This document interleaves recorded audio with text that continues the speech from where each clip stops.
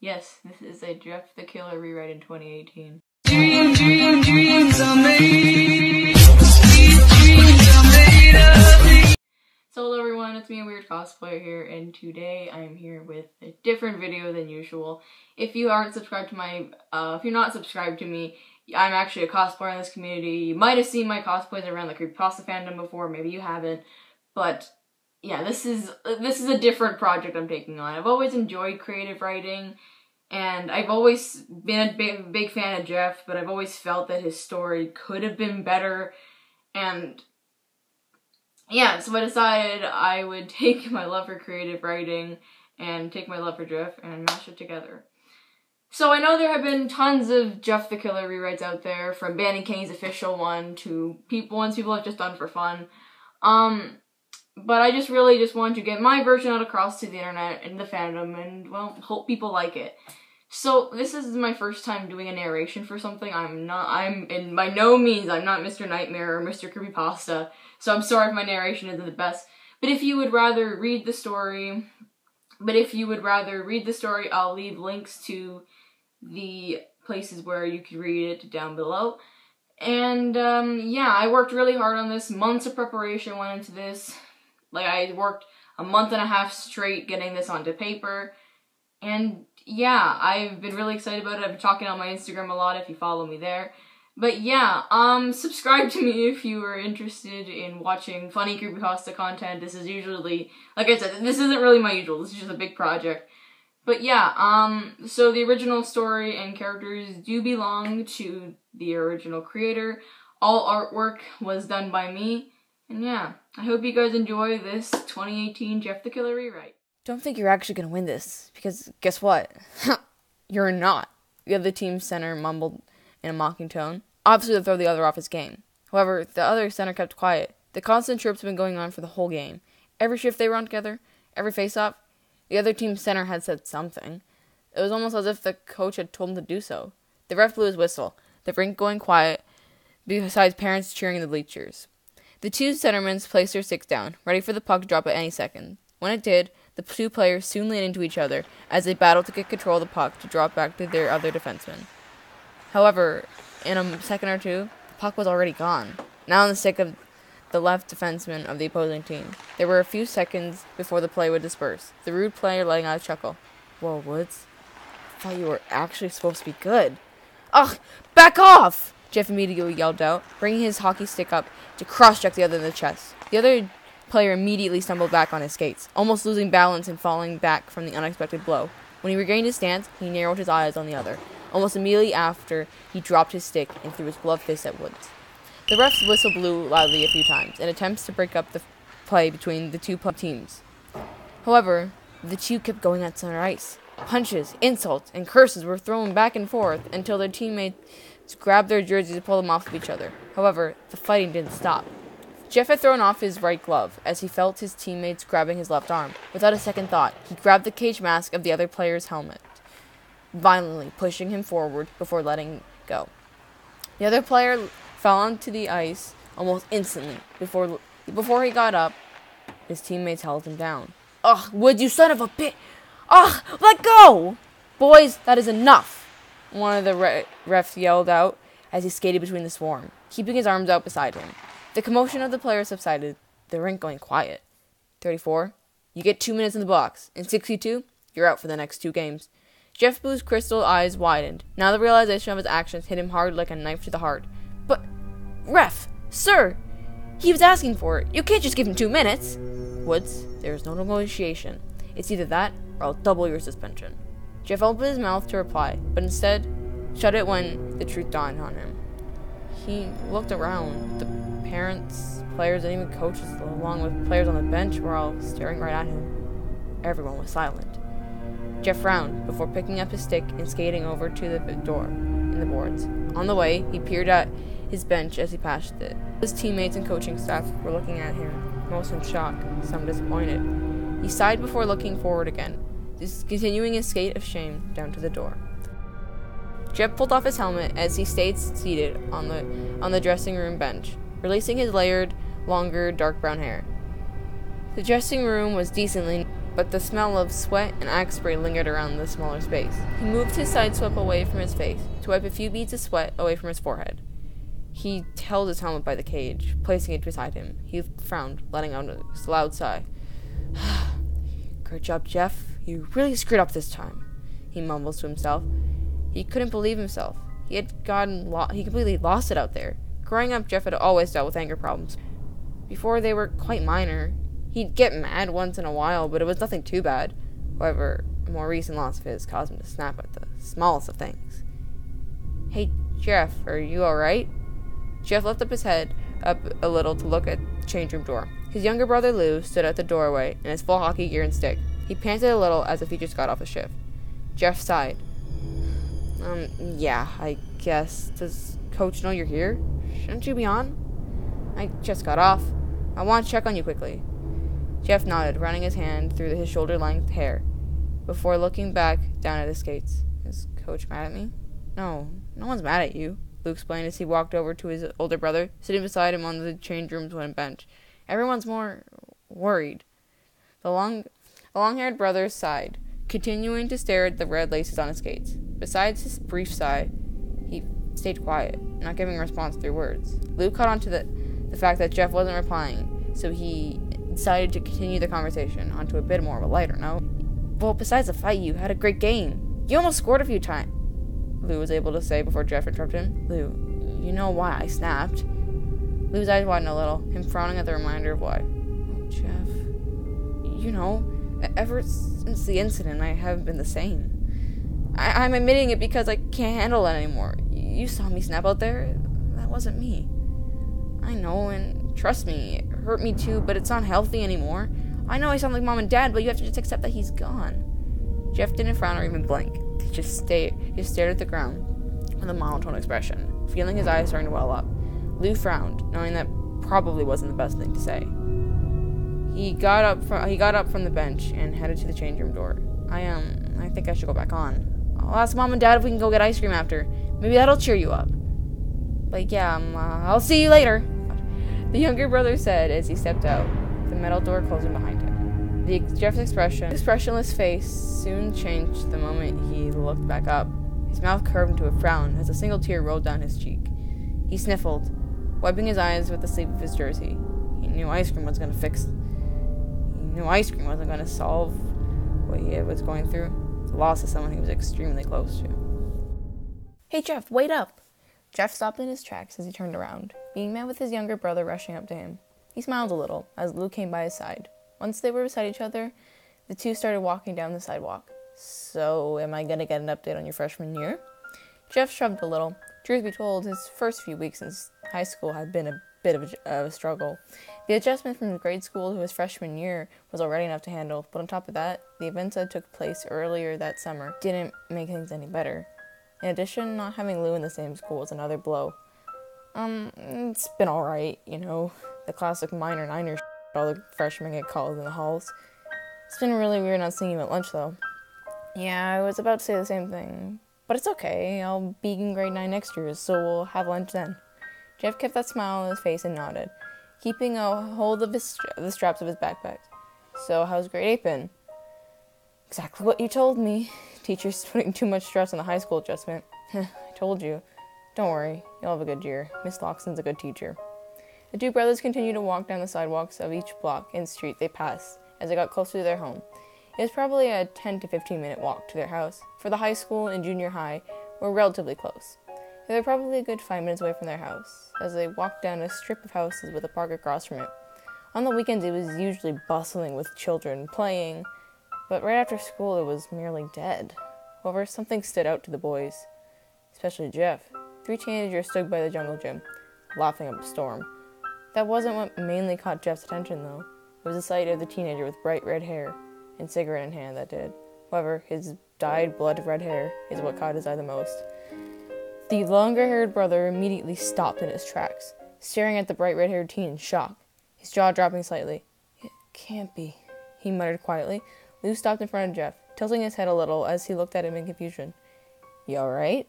He questioned, quietly before looking into Jeff's view. Oh, isn't that the kid from the crazy house? You know, the one where the police are always called to? Why is he here, though? He doesn't even live on this block. Lou's older brother turned his head to look at him, his eyes burning with anger and rage.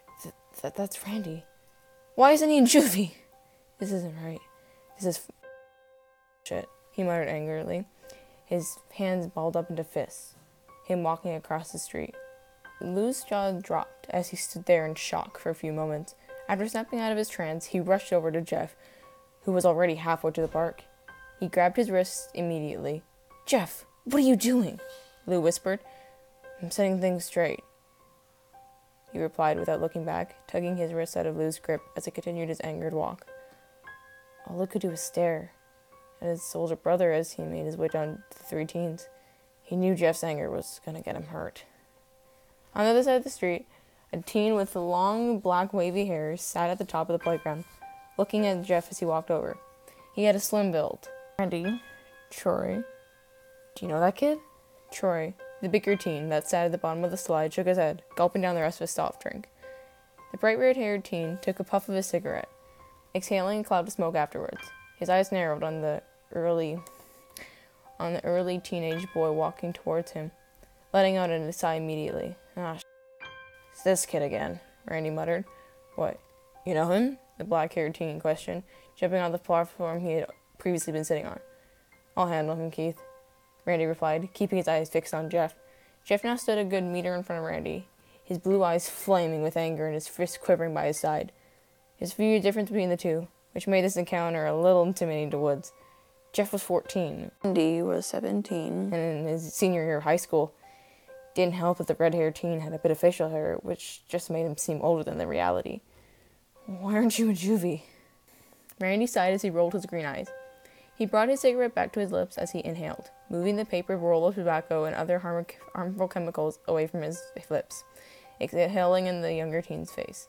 Young Jeff immediately coughed the moment the fumes entered his system.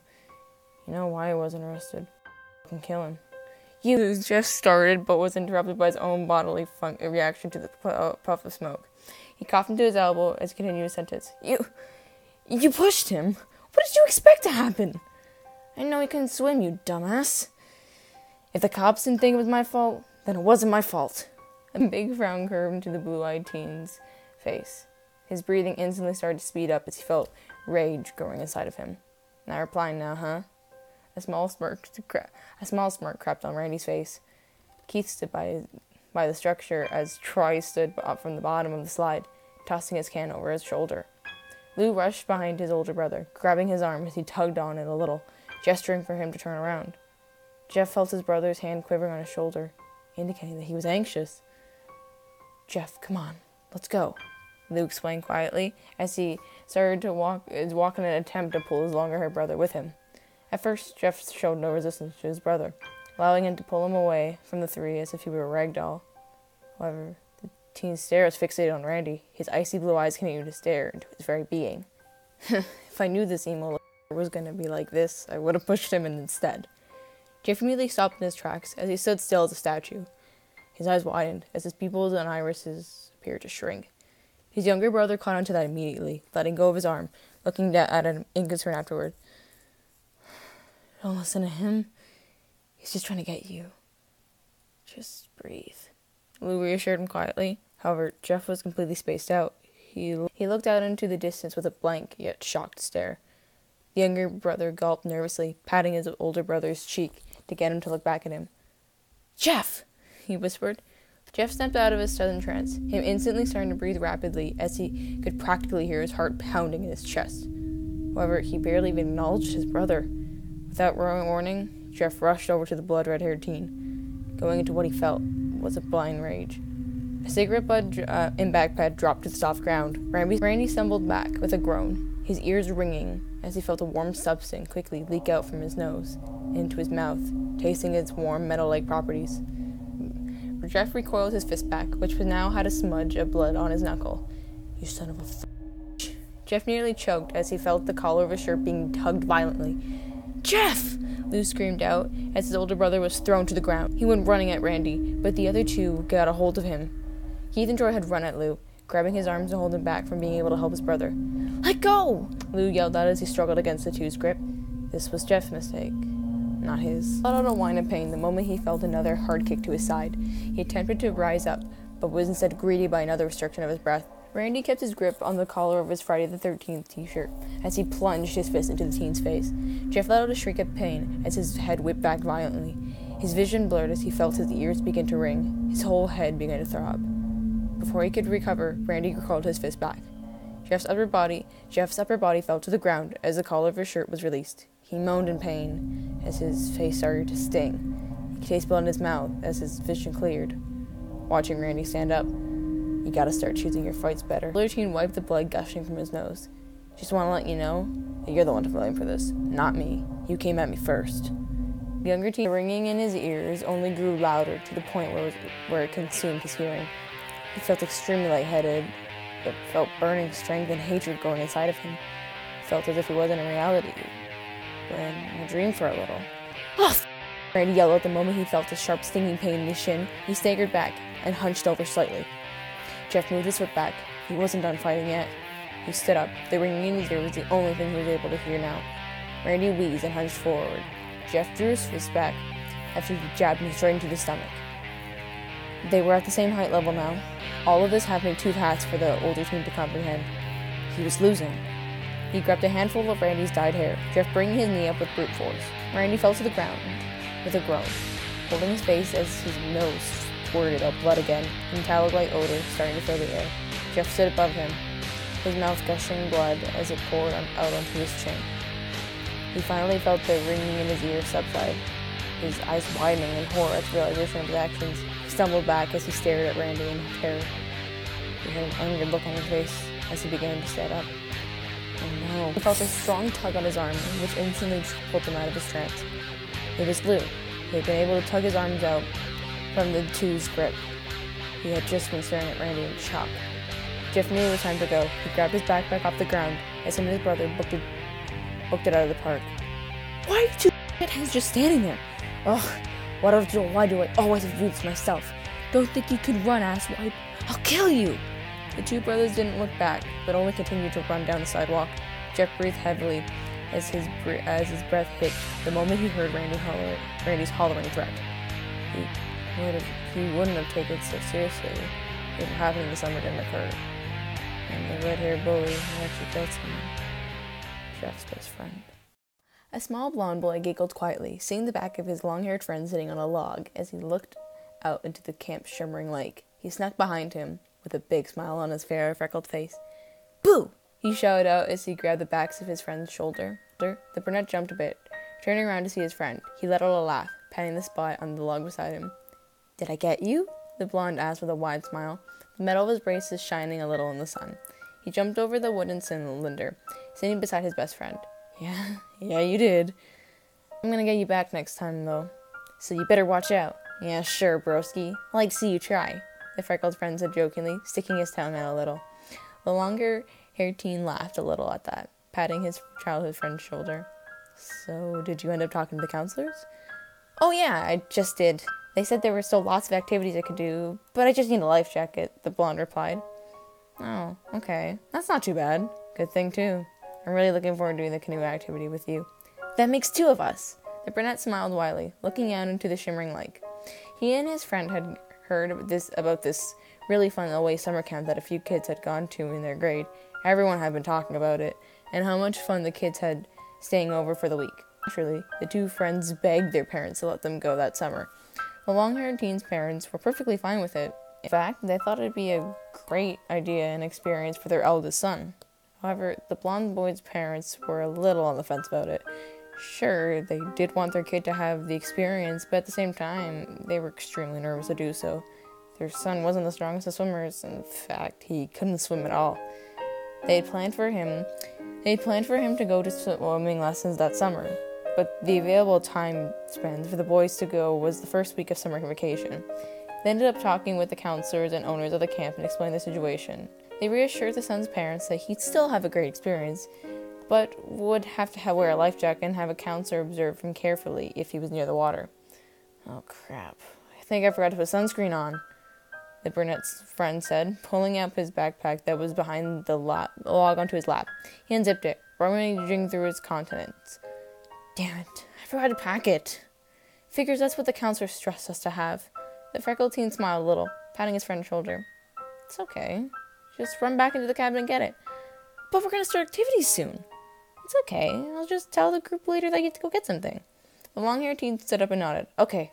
I promise I'll be quick, though, he said, jumping over the log and running out of the beach area afterward. The blonde laughed a little and looked at his friend rushing off. Don't trip on anything, Jeff, he called out. Jeff rushed back to the beach, sunscreen in hand. He panted a little. He had literally run to their cabin and back. However, he suddenly stopped in his tracks, his eyes widening as he saw the sudden commotion near the docks of the camp's lake. It could have just been kids joining together for their camp groups before breaking off into their activities. However, Jeff couldn't shake the uneasy feeling that was crawling inside of him, especially when he didn't see his little blonde friend sitting on the log they were previously at. Oh no. He dropped the bottle, instantly running over to the crowd of campers. However, he still didn't see his small blonde friend. He knew something wasn't right. He didn't know why, but he just could feel it in his gut.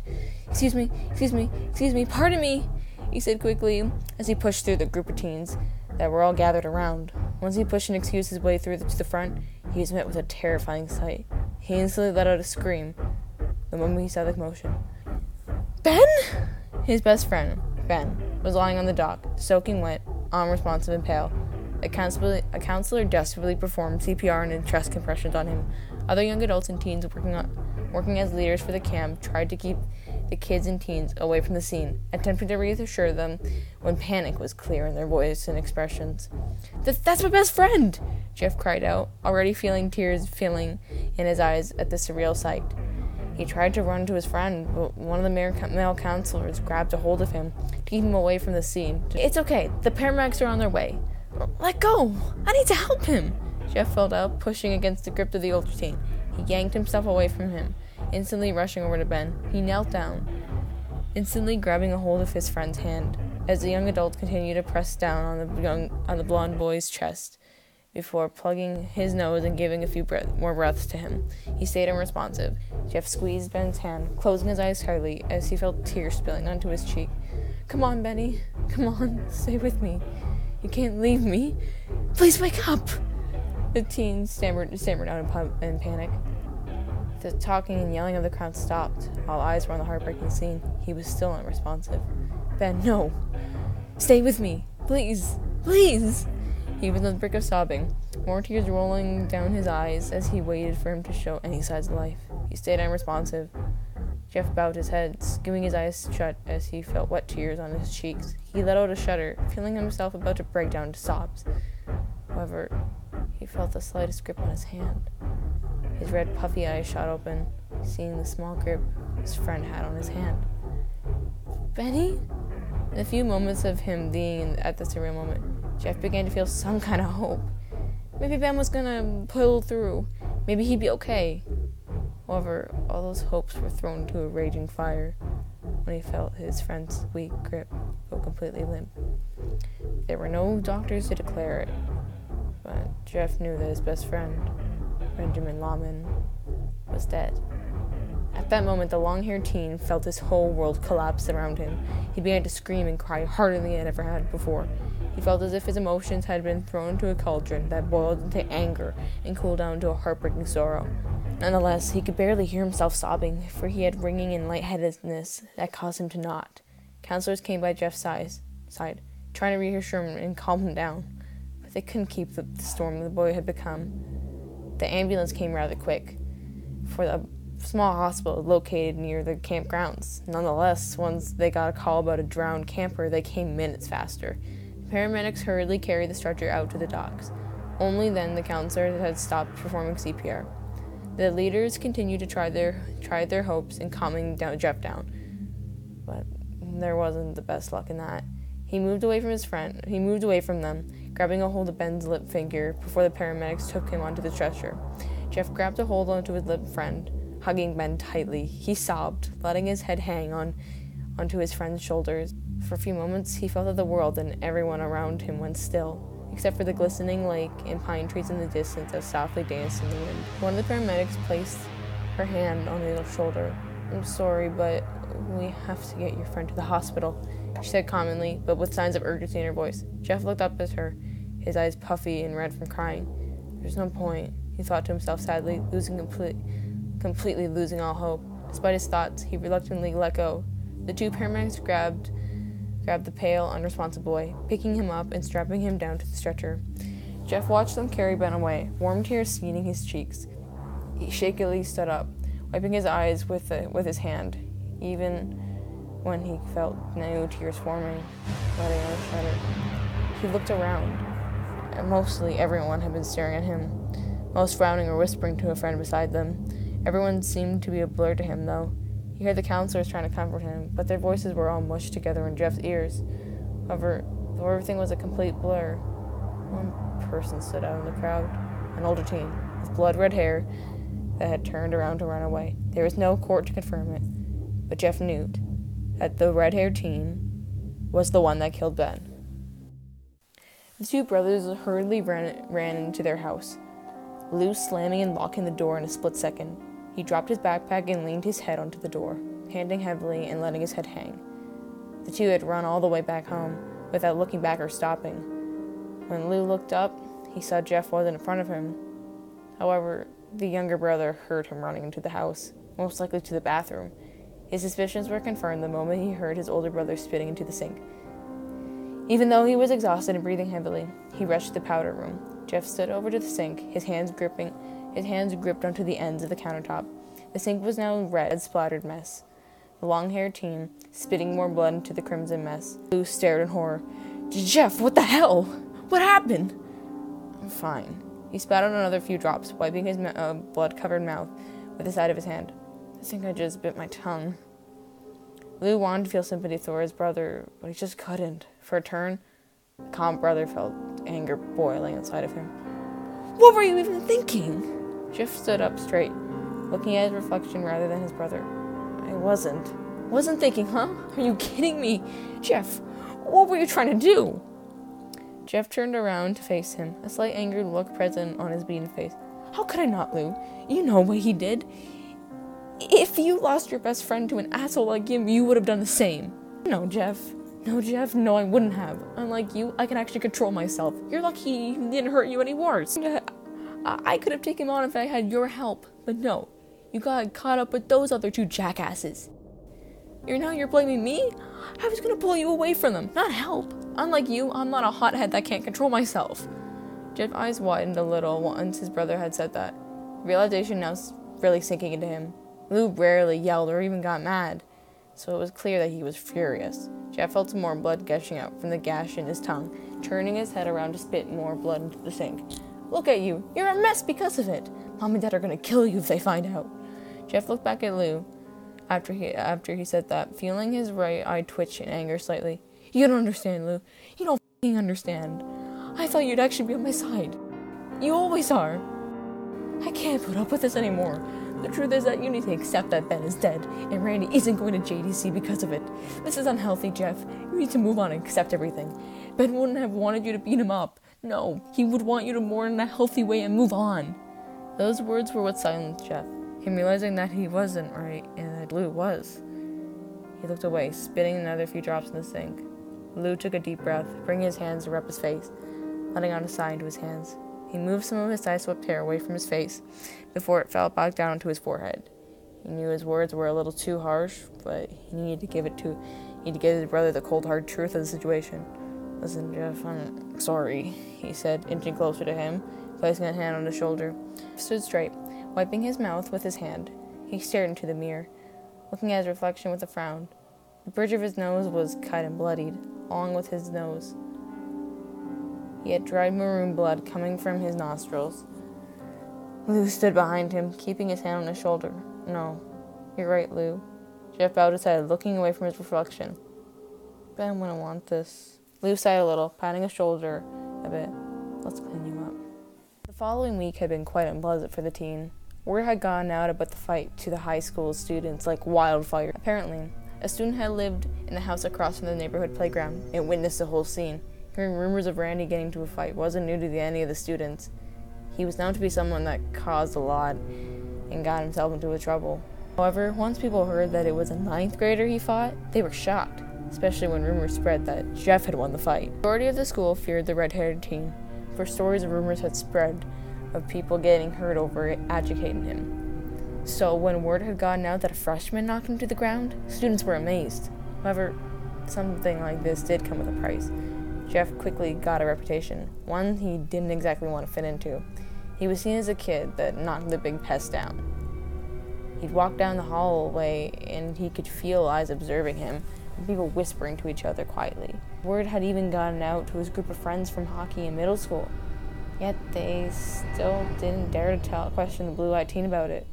However, word hadn't got out to teach their principal yet, so no official punishment had been enforced. Even better, Jeff's parents were oblivious to it too. The Woods brothers had found some of their mom's concealer, using it to cover up the cut on his nose whenever they were home.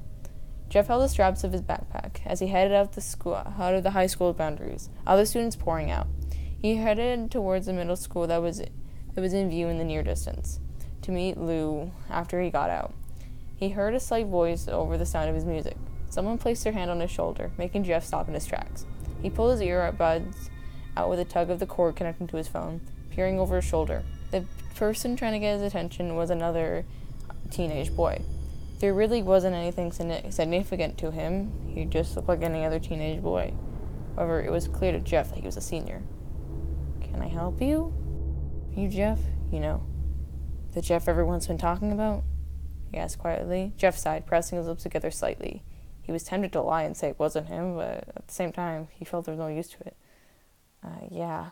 The older teen looked around before grabbing Jeff's arm lightly and tugging him away from the sidewalk. The younger teen's eyes widened, him moving his arm out of the teen's light grip. "What is it?" The long-haired teen questioned before the other male shushed him. "Just listen, okay?" Jeff looked at him in utter confusion, his brows knit together. The senior student looked around once more, before turning his attention to the freshman, who stood a few inches shorter. "I don't know if all of these rumors are true, but man, you got yourself into a bad situation. Do you even understand who Randy is?" "It's a long story that I'd rather not explain. Things got way out of hand." The older team sighed, shaking his head a little. "You have a big storm ahead of you, kid." Jeff's blue crystal eyes widened a little, his mind instantly rushing to conclusions of the school finding out about it and police getting involved. Am I gonna get suspended? Wait, no, that's not what I mean. It's Randy. He's who he has to be worrying about.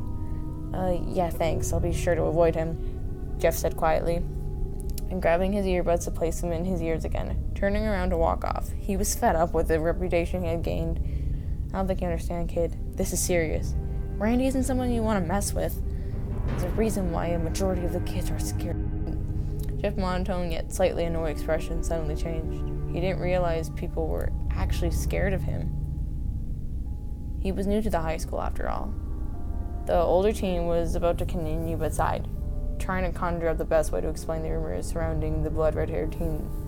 He caught onto Jeff's shirt, seeing a familiar horror icon on it. Michael Myers, one of the most famous slashers in cinematic horror. "Have you seen Rob Zombie's take on Halloween by any chance?" Jeff immediately perked up, a little confused by the random question, but caught on to the fact that he was looking at his shirt. Yeah, I don't think I was supposed to, though. I've seen all the Halloween movies." Jeff, Randy is literally the young Michael Myers from that movie.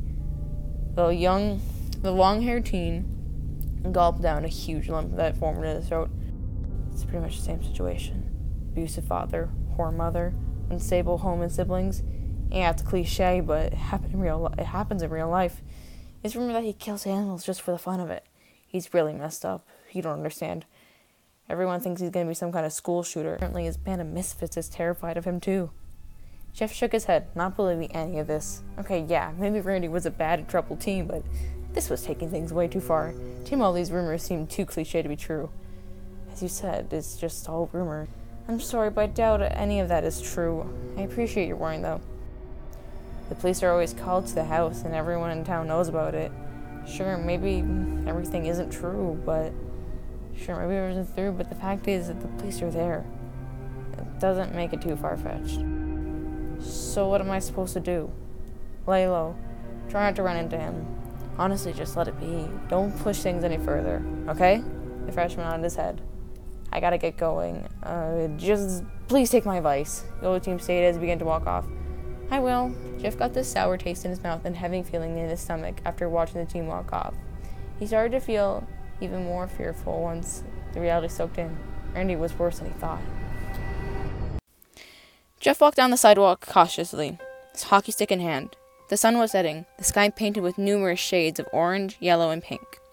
Earlier that evening, the boy's mother had called him, explaining that his father and she wouldn't be home from work in time to pick up Lou, who that evening was over at a friend's house, working on a project.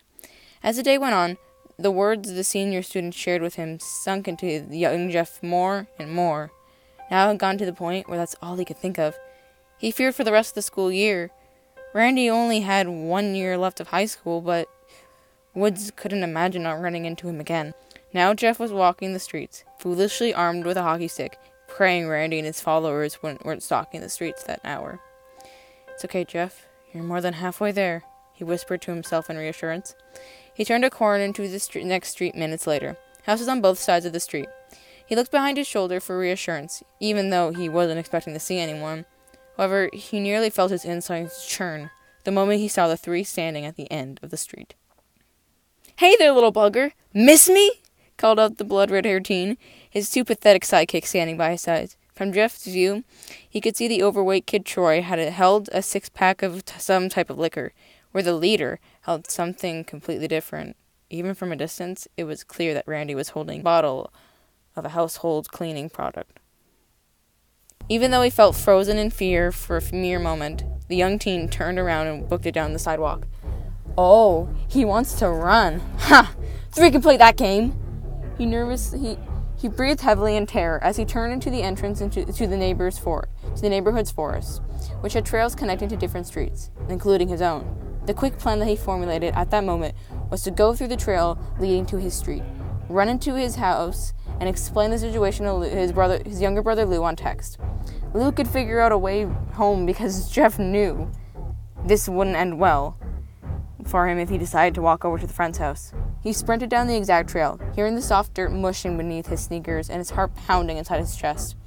He kept his grip on his stick tight, hearing 3 pairs of footsteps close behind him. Soon, seconds felt like minutes. Minutes felt like hours.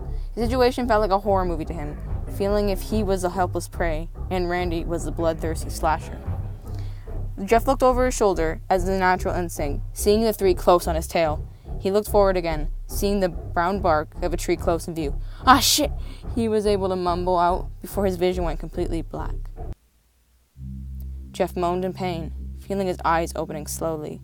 His head was throbbing, ears ringing, and feeling as if he was in a fog. His nose stung with sharp pain, feeling a warm substance gushing out from his nostrils. He let his eyes wander around. Even though he felt that everything was a blur, he did see 3 figures standing over him. "You're awake now? Get a hold of him, boys."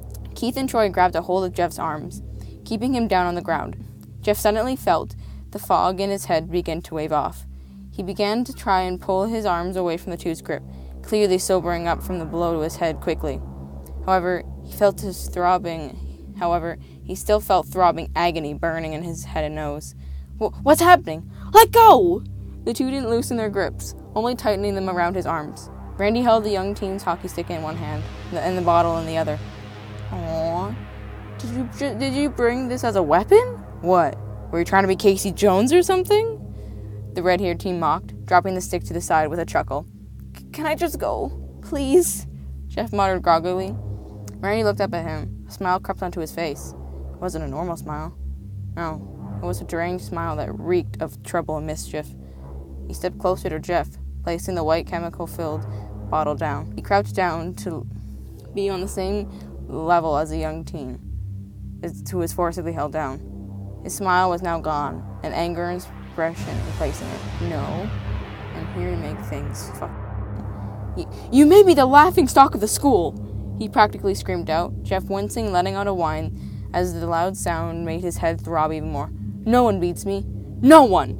But you come f***ing around and think you can make things even? Oh no, I don't go for even. I go for winning," he hollered out, drawing his fist back. Jeff let out a scream, his face whipping to the side from the unexpected blow. He got a hold of the collar of Jeff's shirt, making him stare right at him. "I always fucking win." Jeff began to feel a tear seep out from his eye. partly from pain, but from fear as well. I'm sorry. I just wanted to get back for my friend. Please don't kill me, he begged, still trying to pull away from the other two, more tears streaming down his face. Randy's smile returned onto his pale face, making him look like a sadistic madman. Kill you? Are you kidding me? He let out a chuckle. What good would killing you do for me? No. It's going to teach you, well, a good lesson. He grabbed the big white bottle, bringing it up into the teen's view. It was bleach. One time my dad pulled a bottle of bleach on me, well-known cleaning product. He heard about all the caused, though that no saint. He claimed that I needed to clean my act up, so he held me down and poured it all over me. It stung like a bitch, but meh, I got out fine. So, now it's your turn, he said, twisting the cap off. Jeff's eyes immediately widened, more tears streaming out from his eyes. No, please, I'm sorry, I didn't mean to start that fight, he screamed out, trying to move his arms and kick his legs out desperately. Randy ignored Jeff's cries for help, standing up as the other two continued to hold him down. The artificial redhead stood up, holding the bottle of open bleach by his side. Now, it's your turn to clean up your act, he said, with that same sadistic smile plastered on his face, holding the bottle up, spilling its contents on the young teen. Jeff skewed his eyes and mouth shut, the moment he felt the liquid chemical fall onto his face and clothes. He stopped struggling completely, not wanting to risk ingesting or getting the harmful chemicals into his eye. He lay there, motionless, as a twisted teen poured the bottle all over him. After Randy stopped, he felt the reaction with his skin begin. It started to send an irritating and burning pain throughout his skin. Likely, if it had just been a drop, he would have been fine, but this was a whole bottle all over him. He let out muffled moans and whines of pain as he kept his eyes and mouth shut. The overwhelming smell filled his blood-covered nostrils. The slim and overweight teens let go of Jeff, standing straight again as they looked at Randy, mostly in concern. The look in the blood-red-haired male's green eyes was not saying. Let out a laugh, watching Jeff on the ground in pain, taking some kind of sick pleasure out of it. Troy gulped, nudging Keith. Say something, he muttered.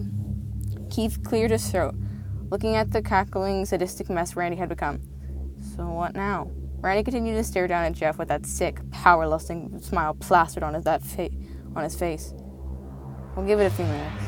Then we'll just dump him in the stream, he said, bringing his hand out as he gestured for the big teen to give him a drink. Troy caught onto this, quickly grabbing a can of liquor from the six-pack that Randy forced him to bring. He tossed it to him, still being a little creeped out by the smile on his face. The twisted teen caught it, quickly busting the can open. He took a sip of the strong vodka beverage, before pouring some of its contents down onto Jeff, who was still on the ground covered with bleach. Maybe that'll ease the pain a bit, he said mockingly. Jeff winced when he felt another liquid being spilled on him, his eyes and mouth still shut as he prayed the three would just throw him in the stream soon. Randy scoffed down the rest of the drink, flinging it over his shoulder. He reached into his pocket, pulling out a pack of cigarettes and matches. He pulled out one of each, placing the cigarette down on his lip, and ran the match against his box, igniting it. He began to bring the match to the tip of the cigarette, but felt it slip from his grip. Fuck! He screamed out the moment it fell, the realization of him dropping on him hard. His eyes widened in horror, watching the flame match fall in slow motion. Flames soon spread onto what the match had fallen on, Jeffrey Woods.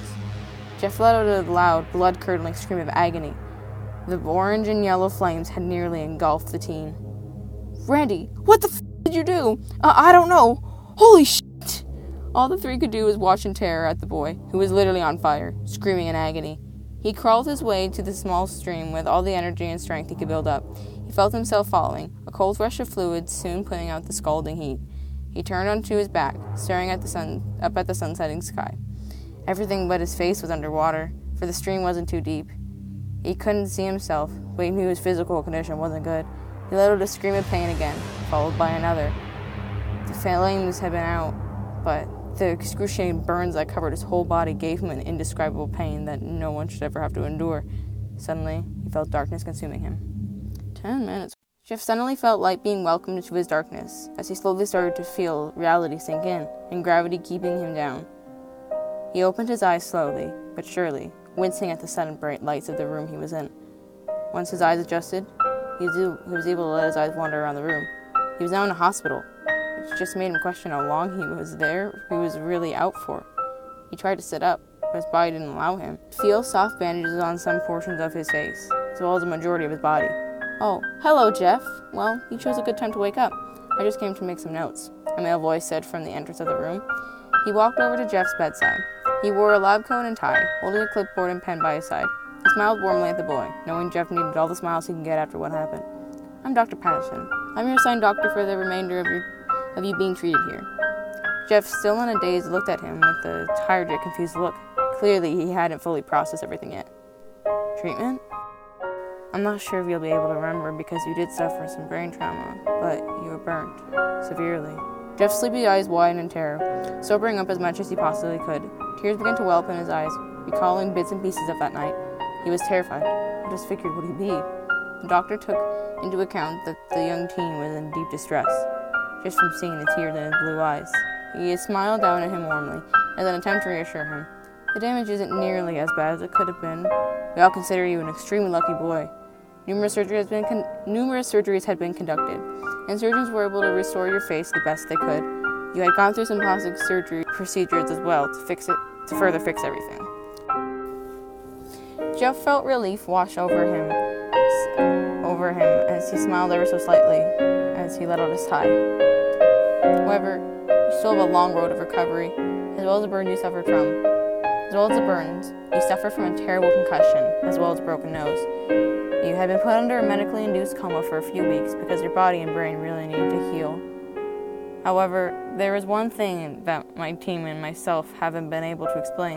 Your skin didn't burn in a way you'd expect. Huh?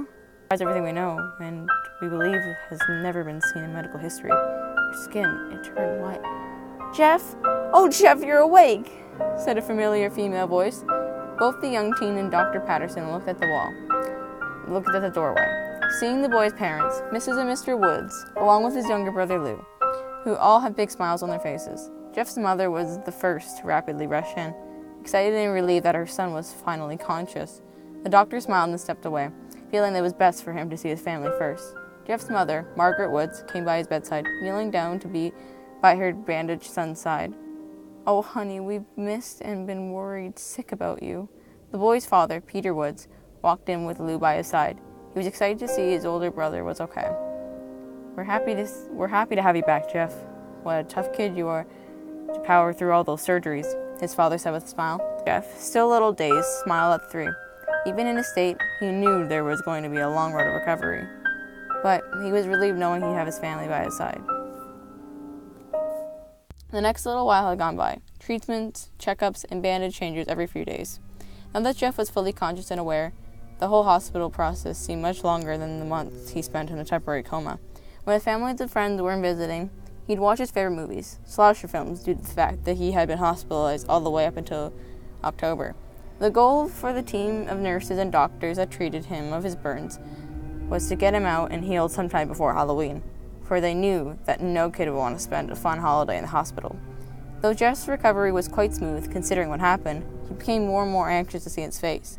He'd ask, but Dr. Patterson suggested it would be best to see once everything was healed. The day was October 29th, the day before Jeff was told he'd be able to return home. His parents had been informed of the condition of his face and skin, so they had been able to process it on their own. However, Jeff had no idea. The nurse who would routinely change his bandages was there to take them off for one last time. "Are you ready?" she asked once the last bandage had been removed from his face. He nodded his head as he stayed sat up on the hospital bed. His mother stood by his side as she held his hand, Mr. Woods and Lou. His face was not something you would think could ever be possible. As the doctor said, his face wasn't fully deformed and still had structure to it. However, his skin was not the same it once was. His skin was literally white. His lips had been burnt to a slight tint of red, and his eyes were bordered in black. His longer layered hair was now extremely different. It had literally changed from dark brown to black. He stared in shock for what felt like hours, trying to begin to process how any of this was even possible. He was definitely not your typical burn victim. "Mrs. and Mr. Woods, may I speak to you for a second?" Dr. Patterson called out from the entrance of the room, gesturing for them to step into the hallway with him. The two complied. both a little shocked to see their son like this for the first time. "Is it about his face?" Margaret asked quietly. "Oh no, your son will be all right. The damage could have been a lot worse. I just want to bring something else to your attention. Your son physically is okay and healed. It's just..." He sighed and took a deep breath. "We believe your son has been showing symptoms of mental disorders." Margaret's eyes widened as she instantly covered her mouth with her hand. Peter was equally concerned, staring at Mr. Patterson in shock. "Doctor, what do you mean? Can you please explain?" Jeff Fathers questioned. "Well, from the time he had woken up to now, my team and I have seen some changes. It could honestly be nothing, but we are concerned he did suffer brain damage. After all, the concussion he was diagnosed with could have caused some damage," he explained, still being a little vague. "I booked an appointment for Jeff with our child psychiatrist. He'll run some tests on your son and make any diagnosis if needed." The two parents continued to stand there, now processing everything better. Nonetheless, they were still shocked and a little upset, already praying and hoping that everything was okay with their son. "What day is the appointment?" Mrs. Woods questioned, worry clear in her voice. "October 31st, which is the soonest day I could book anything." "Doctor, that's Halloween." "I know, Mrs. Woods, but I assure you, the appointment won't take the whole day." The parents looked at each other. Margaret was clearly upset with this. She looked back at the doctor, shaking her head. "Is there any way you can change the appointment? Halloween is our son's favorite holiday. We just want him to celebrate without being in the hospital," she pleaded. Dr. Patterson, a father himself, understood fully. He nodded his head, putting on a warm smile. "I'll have to see what I can do." "Thank you," Margaret said with a relieved smile. Peter looking relieved as well. However, back in the room, things took a turn. Jeff giggled as he stroked his face, now holding a mirror in front of him. Lou stood beside him, still trying to process his brother's new face. He felt a little creeped out by Jeff's odd reaction. However, he figured it was better than his brother crying over his disfigurement. "So, I'm guessing you like your face?" Jeff let out another laugh, turning his head to look at Lou. "How could I not, Lou? I finally have my own look now!" Lou gulped a little, letting out a nervous and slightly forced laugh. He figured it was just the pain medication or something that had made Jeff act like this. However, that was far from the reality. Jeff returned home before Halloween, as was promised. His parents agreed that it'd be best if he just stayed home from school for a bit, and thought it'd be easier if he went after his current mental state was all figured out. While Lou had gone to school, the two parents took the day off of work to spend it with their eldest son. They did the traditions centered around the holiday that he wasn't able to do that month during his stay. They also knew this was probably going to be Jeff's last trick-or-treating, so they really wanted to make the best of it for their oldest son. Earlier that month, Margaret ended up buying him a costume. It was a black hockey jersey with accents of red and white, and his all-time favorite slasher's mask in the center, Jason Voorhees. Jeff was obviously excited about it, wearing it that whole Halloween day, along with his white hoodie underneath and Jason Voorhees' goalie mask. However, there was something that everyone had overlooked that night: the way Jeff smiled as he carved a huge grin onto his jack-o'-lantern pumpkin. "Dad, are you okay?" Lou questioned, knocking on their closed bedroom door. After being awoken by a loud scream, the boy was understandably frightened. He figured that his parents could have been watching a horror movie. However, the quiet pain seemed all too real for him to comprehend. "Guys?" Lou started to get freaked out and anxious at the lack of response, beginning to grow extremely worried. He gripped the metal doorknob, taking a deep breath as he slowly pushed it open, nearly falling back at the sudden sight. Jeff stood in the dark room, inches away from the doorway, the little bit of light in the hallway casting onto his hockey mask. Lou let out a wheezy breath, backing up as he stared at his brother in confusion. "Jeff! What? You scared me!" He didn't reply. He stood still as his eyes stared at Lou behind his mask. As the younger brother's eyes began to adjust to the darkness, he could make out a certain detail in Jeff's mask that wasn't there before. Blood splatters. Okay, Jeff, you got me. Now can you please just take the mask off? The hockey mask brother still stayed silent, Lou feeling as if this was a joke or prank that had gone way too far. He brought his hands to Jeff's mask, slowly and hesitantly, pulling it off onto his black mound of hair. Lou let out a scream, completely falling back as he stared at him in shock. Jeff had an outstretched smile that was gushing and squirting out blood. It ran down his neck and was pooling out of his mouth. He smiled in a sick and twisted way, his wide eyes only adding to the insane look even more. He had tears streaming down his eyes, getting on his knees to stay on Lou's level. The younger brother stared at him in shock, not even being able to stand up out of the sheer fear and terror. Lou began to scoot back, shaking his head as he felt tears leaking out from his eyes. Jeff crawled forward, keeping that same mad smile on his face. "What do you think, Lou? I carved it myself," he said in an almost playful but sad voice. Lou shook his head in terror, continuing his attempts to crawl backward. He couldn't even speak, but only let out shudders and small sobs. Jeff grabbed a hold of his ankle with a firm tug, bringing a large kitchen knife into his brother's view, only making more tears spill out from his green eyes. "Jeff, please, stop!" Long-haired brother ignored his plea, crawling on top of him as he pinned him down. "Stop moving, Lou. I want to make this as pain-free as possible. The more you move, the more it's gonna hurt." Jeff raised the knife, letting out a sob as he himself felt more tears streaming down his own face. He brought his knife down, but Lou had thrashed his head to the side, the knife cutting a line into the bridge of his nose and cheek. He let out a shriek, skewing his eyes shut. "Stop!" he cried out. "Please, Lou, stop moving. I don't want to do this, but I have to," he wailed out, bringing the kitchen knife up, stabbing it down in his brother's chest. Lou let out a loud scream of pain the moment the knife broke through his skin and was pushed into his chest cavity. Jeff ripped the knife out, repeating the same motion again and again. Jeff ripped the knife out one more time. His face, Jason Voorhees' jersey, and a white hoodie were now drenched in more blood. He let out a sob as he saw his brother's face, and he was still alive, but barely. His green eyes were filled with tears and betrayal. A large fountain curved into his now pale and bloodied face. "Why? I had to, Lou. I promise you'll go to a better place now. You'll be asleep with Mommy and Daddy, and not have to live in this sick and terrible world. Please, go to sleep." Lou's tear-filled eyes stared at Jeff a little while longer, before closing slowly, not ever opening again. Jeff let out a sob, staring at the frowning and bloody corpse of his brother. Lou was such a happy kid, and Jeff couldn't bear to see him with a frown. He leaned in, giving him a small kiss on the cheek. "I love you, Lou," he said quietly, bringing his bloody knife to Lou's face.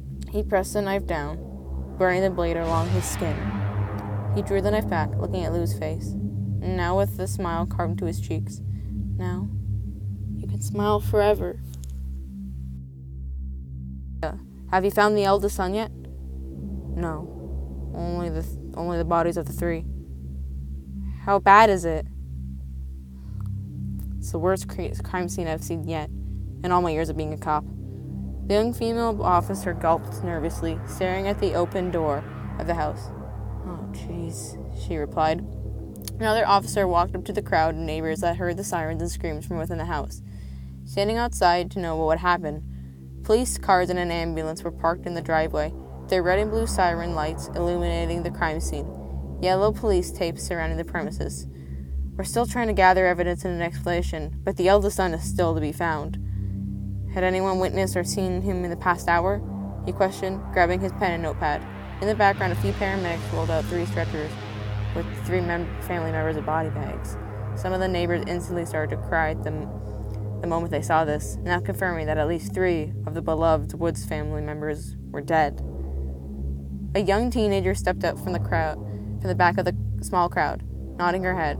She wore a fluffy robe over her pajamas, her wavy brown hair just past her shoulders. "I'm one of the people that called 911. I think I saw Jeff running out onto the streets," she explained, the officer writing her statement down. "What's your name?" "My name's Jane. Jane Arkansas." A young man walked down the trails of the community park. The lamp next to the concrete trail was the only thing that was illuminating the path. He stepped beneath the lamppost, looking down as he took one last puff of his cigarette, letting it fall to the ground as he stomped on it with his shoe. Randy Harrison, the teen everyone feared back in high school, was now a grown man in his mid-20s. Though Keith and Troy moved away from their dangerous lifestyles and worked hard for a new beginning, Randy was still an utter mess. He wasn't a school shooter like everyone estimated, but now a drug dealer. He had been in and out of jail after being released from JDC, when he was charged for the damage he caused to the young Woods boy. He still had his signature blood-red hair, even though it was now unkempt and faded with his natural roots growing in. He also appeared to look older and have dark bags under his eyes, as a result of the harder drugs he had gotten himself into.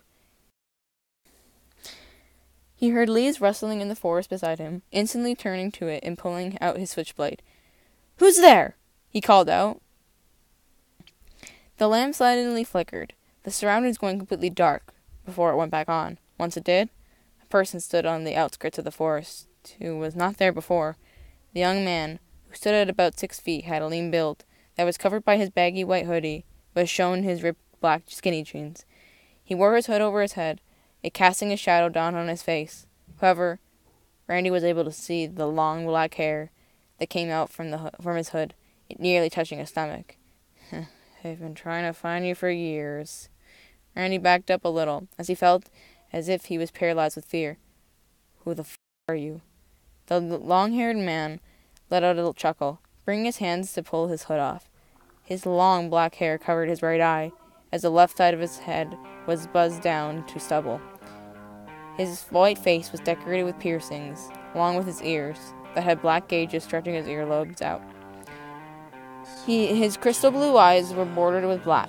However, the most off-putting feature was his unnaturally large smile that had literally made of 2 large cuts on his cheeks. "Does the name Jeff Woods ring any bells?" No, it can't be," Randy muttered out, in complete shock and terror. He nodded his head. "Oh, you f***ing bet that it's me.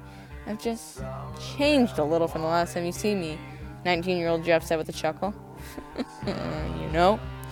You're the real blame for all this. If you hadn't decided to set me on fire, none of this would have happened. But I do have to thank you. Because of your dumbass, I'm now one of the country's most wanted serial killers. It was a mistake. I swear," he muttered out. "I'm not the only mistake you've caused." The lamp flickered once again. However, when it went back on, a new sight was to be seen. A small boy was now beside Jeff. His skin was white with a tint of blue. His hair was a golden shade of blonde, with elf ears sticking out. A long green hat over his mound of hair. He wore a green shirt with a white collar, shorts, and boots. He also had a long black tattered coat that touched the back of his knees. He floated a few inches off the ground. His black and red glowing eyes stared at Randy with hate, bloody tears staining his white, childlike cheeks. "I think you owe Ben an apology." Randy shook his head. His eyes continued to stare at the two in utter shock and terror. "This isn't real. This isn't real," he muttered to himself before turning around and sprinting down the street. Ben looked up at Jeff, tilting his head a little. "What do you suggest?" Jeff watched Randy, helplessly running away, before smiling down at his best friend. "I say it's your turn to make him go to sleep."